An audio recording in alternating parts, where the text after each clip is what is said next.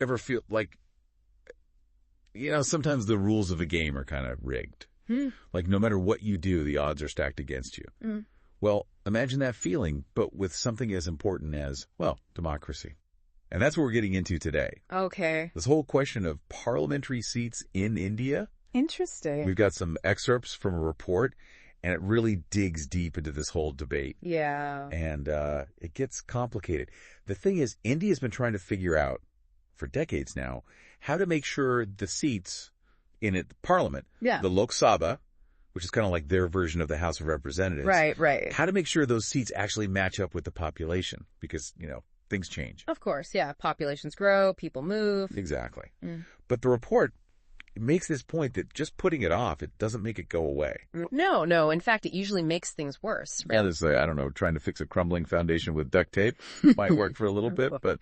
But eventually, you're going to have a much bigger problem on your hands. In fact, this report, it actually quotes someone, a political analyst, who said it's like ignoring a termite infestation. Oh, wow. You might not see the damage right away, but eventually, the whole structure is at risk. Okay, so delaying is not the answer? No. But then what is? Because, one person, one vote, that sounds pretty fair, right? It does, but then you've got to consider malapportionment. Malappor what now? Malapportionment. Basically, it means that even if everyone gets a vote, their vote doesn't necessarily have the same impact. It depends on where they live. Okay, I think I'm starting to see where this is going. So imagine two districts, right?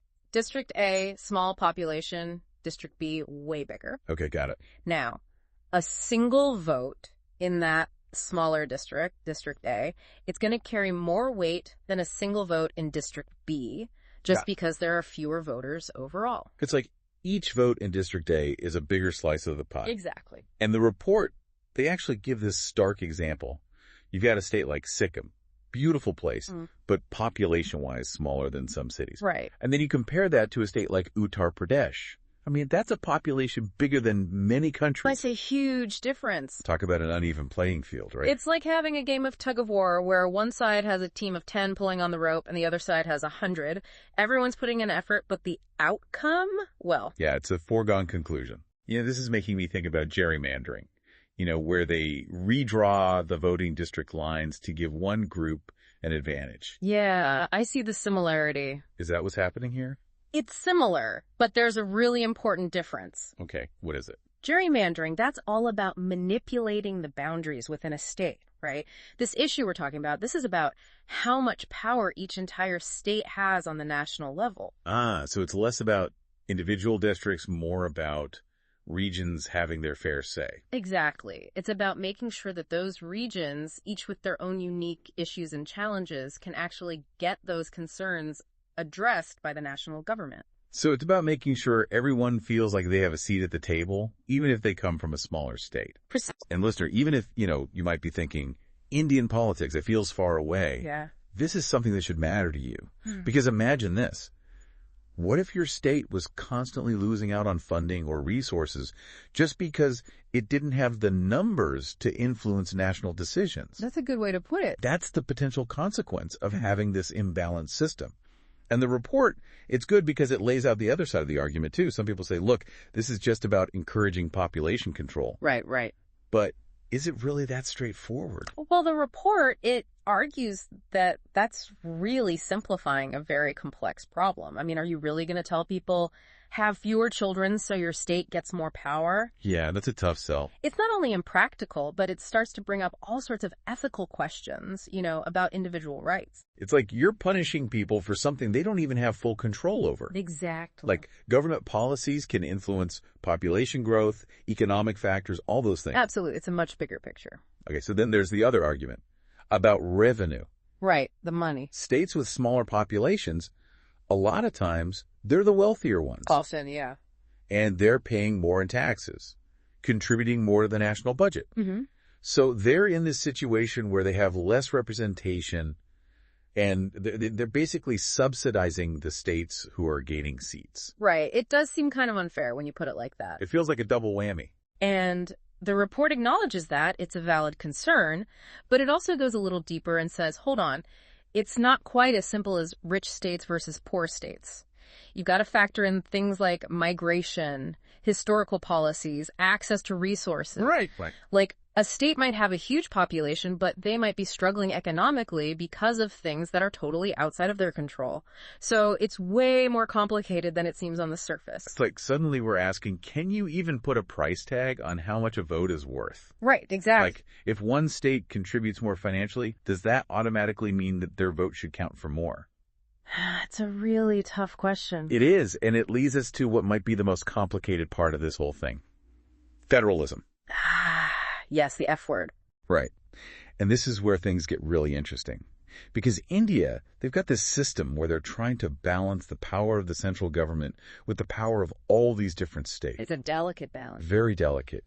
And the report, it brings up this really powerful example, Jammu and Kashmir. Right. Which has this long, complicated history of autonomy, of being its own thing. Right. So what happened there? Well, back in 2019, the central government, they made this really controversial move. They revoked the special status that Jammu and Kashmir had. So they took away some of their autonomy. Exactly. And by doing that, it essentially gave the central government a lot more control over the region. Wow. Now, the situation there is super complex, rooted in a lot of history.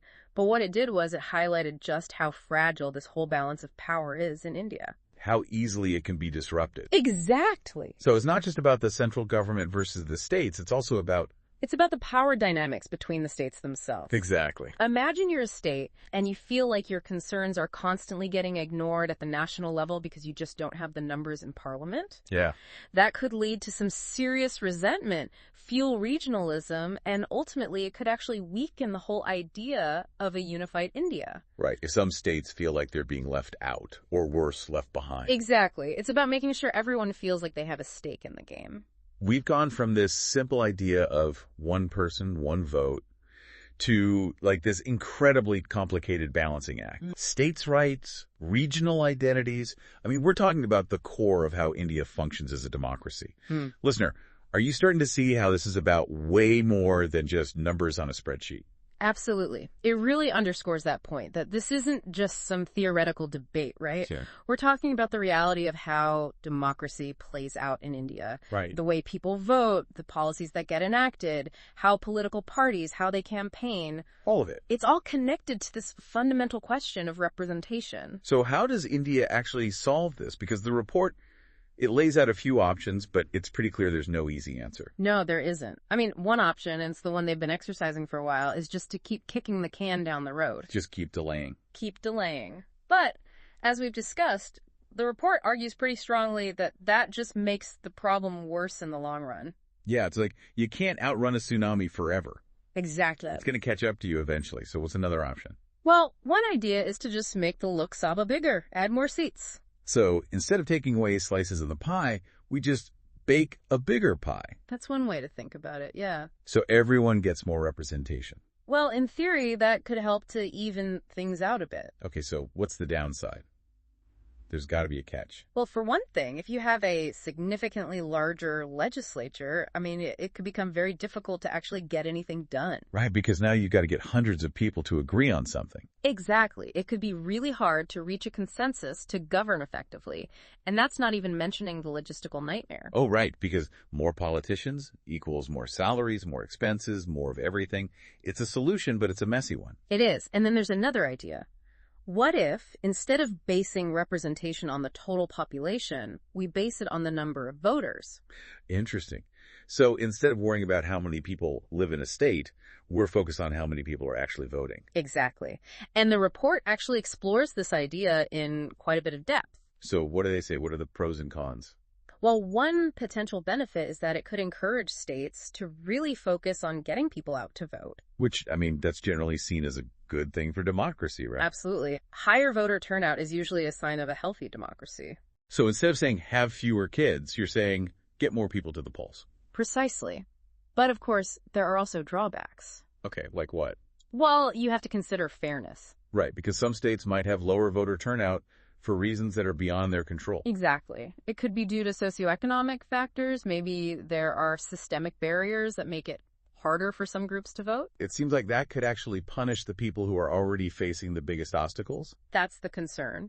And it wouldn't exactly create a more inclusive democracy, would it? No, it wouldn't. So what else is on the table?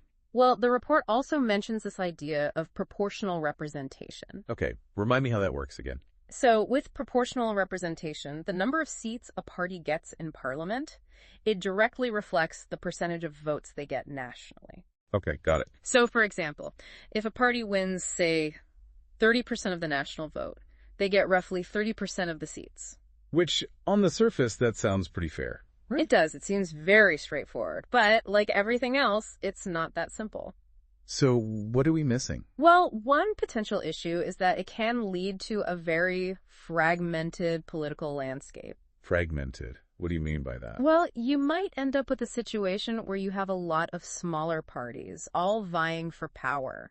Okay. And that can make it really difficult to form a stable government. Right, because you need to get enough of those smaller parties to agree to work together. Exactly. And that's not always easy. Plus, it can also weaken the direct link between voters and their local representatives. Because instead of voting for, like, the person who's going to represent your district, you're essentially voting for a party's platform. Okay, so it's a different way of thinking about how citizens connect with their government. Exactly. Interesting. The report also mentions something called digressive proportionality. Honestly, that one kind of went over my head. Yeah, it's a bit of a mouthful, isn't it? It is. Essentially, it's about finding a middle ground. Okay. Between what and what? Well, it aims to make sure that larger states get more seats, which makes sense because they have more people, right? Right. But it doesn't go so far as to completely drown out the voices of those smaller states. Okay, so it's like a compromise. Everyone gets a say, but some voices are amplified a bit more than others just to make sure no one feels completely ignored. Exactly. It's about making sure every region feels like it's got some skin in the game. I like that. Because that's ultimately what we want, right? Oh, yeah. We want everyone to feel like they've got a stake in how their country is run. And the report even suggests that this principle of digressive proportionality, it could be applied to the Rajya Sabha as well. That's India's upper house of parliament. So you'd have this more balanced representation in both houses. Okay, so we've gone from this simple idea of one person, one vote to like this incredibly nuanced discussion. We've got proportional representation, we've got digressive scales, we've got federalism. It's a lot. It really highlights the challenges, the complexities of trying to design a democracy that actually works for everyone. Especially in a place as diverse and as dynamic as India. Exactly. And the decisions they make, they're going to have a ripple effect for generations to come. No pressure, right? It really makes you think, this whole democracy thing, it's not just a one-time thing. It's like... It's a work in progress. Totally. Always evolving. Yeah, like you think you've got it figured out and then... And then the pieces of the puzzle change. Exactly. Speaking of puzzles, the report, it brings up one more piece of this whole thing that we haven't really touched on yet. Balanced fiscal powers. Right, because... Because it's not just about how many seats you have at the table, right? It's about how much control you have over the resources. That's exactly. The money, the spending, all of that. Right, because a state might have gained more seats in parliament, but... But if they don't have the financial autonomy to actually address their people's needs. It's almost like having a voice but not really being able to use it. Right. Or like you get to sit at the table, but you don't get to choose what's for dinner. Exactly. And you can see how that would lead to tension, right? Oh, absolutely. Resentment between the states, some feeling like they're always getting a bad deal. And it brings us right back to that fundamental question of like, what kind of democracy are we trying to build? Right. One where the majority always wins, even if it means some groups are left behind. Or are we striving for something more balanced? Something where everyone feels heard, even if their voice isn't the loudest in the room. Big questions. Huge questions. And this report, it's just the tip of the iceberg, really. But listener, as we kind of wrap up this deep dive here, I want to leave you with something to think about. Imagine for a second that you're designing India's parliament from scratch. You know all of this now, the challenges, the complexities, the trade-offs. Yes. How would you balance it all out? That's a tough one. How would you design a system where every single person feels like their voice matters, every state feels valued, where the rules of the game are actually fair? It's a huge question, but it's not just about India. It's a question for all of us, because the answers we find, they're going to shape the future of democracy, not just in one country, but around the world.